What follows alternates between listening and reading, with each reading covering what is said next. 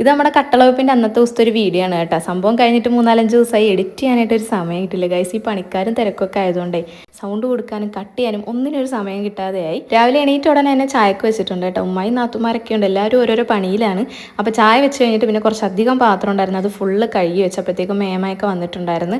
ഏകദേശം ഒരു 9 മണിയോടെയാണ് കേട്ടോ കട്ടളവെപ്പ് നമ്മൾ ഉസ്താദിനോട് വരാൻ പറഞ്ഞിട്ടുള്ളത്. അസുവാണെങ്കിൽ രാവിലെ എണീറ്റപ്പോൾ തന്നെ ചെറിയ മൂഡ് ഓഫ് ആയിരുന്നു കേട്ടോ. പിന്നെ ഉമ്മായും നാത്തൂനും കൂടെ പണിക്കാരുടെ അടുത്തോട്ട് പോയപ്പോൾ ഇവളും പിന്നാലെ പോകുന്നുണ്ടായിരുന്നു. അവർ കട്ടള വെക്കാനുള്ള സെറ്റപ്പൊക്കെ ശരിയാക്കുമായിരുന്നു. പിന്നെ മധുരമായിട്ട് നമ്മൾ കൊടുക്കാൻ വേണ്ടിയിട്ട് ലഡുവും അലുവായും ആണ് കേട്ടോ വാങ്ങിച്ചത്. അപ്പോൾ അതൊക്കെ അതേ സെറ്റ് ചെയ്ത് വെക്കുന്നുണ്ട്. അലുവ എന്നെ കൊണ്ട് മുറിച്ചിട്ട് പറ്റാത്തതുകൊണ്ട് ഞാൻ ഷിനാജിൻ്റെ കയ്യിൽ കൊടുത്തു. പിന്നെ ഷിനാജ് അത് മുറിച്ച് കുറച്ച് നേരം, പിന്നെ അത് കഴിഞ്ഞിട്ട് ഉമ്മ മുറിച്ച്, അങ്ങനെ കൈമാറി കട്ട് ചെയ്ത് വെക്കുമായിരുന്നു. രാവിലെ എന്തായാലും നമുക്ക് എല്ലാത്തിനും കൂടെ സമയം കിട്ടത്തില്ലെന്ന് അറിയാം. അതുകൊണ്ട് തന്നെ ഫുഡ് നമ്മൾ പുറത്തേൽപ്പിക്കുമായിരുന്നു. അതായത് ബീഫ് റോസ്റ്റും ചിക്കൻ കറിയും നമ്മൾ വീട്ടിൽ തന്നെ ഉണ്ടാക്കി.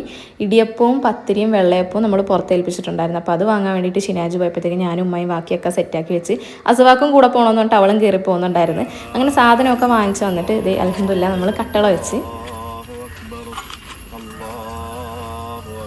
എൻ്റെ നാട്ടിൽ കട്ടളവെപ്പ് എന്നാണ് കേട്ടോ പറയുന്നത്. അതുകൊണ്ടാണ് ഞാൻ അങ്ങനെ പറയുന്നത്. പല നാട്ടിലും പലതായിരിക്കുമല്ലോ പറയുന്നത്. ഇനി ആരും അതും പറഞ്ഞ് എന്നെ കളിയാക്കാൻ വരണ്ട. അങ്ങനെ ഉസ്താദിൻ്റെ ദുആയും കാര്യങ്ങളൊക്കെ കഴിഞ്ഞിട്ട് നമ്മൾ മധുരം കൊടുത്ത് പിന്നെ അവർക്ക് ഫുഡും അപ്പം തന്നെ കൊടുത്തിട്ടുണ്ടായിരുന്നു. കട്ടളവെപ്പ് എന്ന് പറയുമ്പോഴത്തേക്കും നമ്മളെല്ലാവരെയും വിളിച്ചുകൂട്ടി നടത്തുന്നൊരു പരിപാടിയൊന്നും അല്ലല്ലോ. അതുകൊണ്ട് ജസ്റ്റ് നമ്മൾ ഫാമിലിയിലുള്ള എല്ലാവരോടും കട്ടളവെപ്പാണെന്ന് ഇങ്ങനെ ജസ്റ്റ് പറഞ്ഞിട്ടുണ്ടായിരുന്നു. പിന്നെ എൻ്റെ വീട്ടിൽ നിന്ന് വരാൻ പറ്റാത്തൊരു സിറ്റുവേഷൻ ആയതുകൊണ്ടാണ് അവിടെ നിന്ന് ആരും വരാഞ്ഞത്. അങ്ങനെ ഞങ്ങൾ എല്ലാവരും ഫുഡ് കഴിച്ച് ഷിനാജിനെ ഞാൻ കൊണ്ടുപോകാനുള്ള ഫുഡൊക്കെ ആക്കി ആൾ വർക്കിന് പോയി. പിന്നെ ജസ്റ്റ് ഒന്ന് അവിടം വരെ ഒന്ന് പോയി നോക്കി.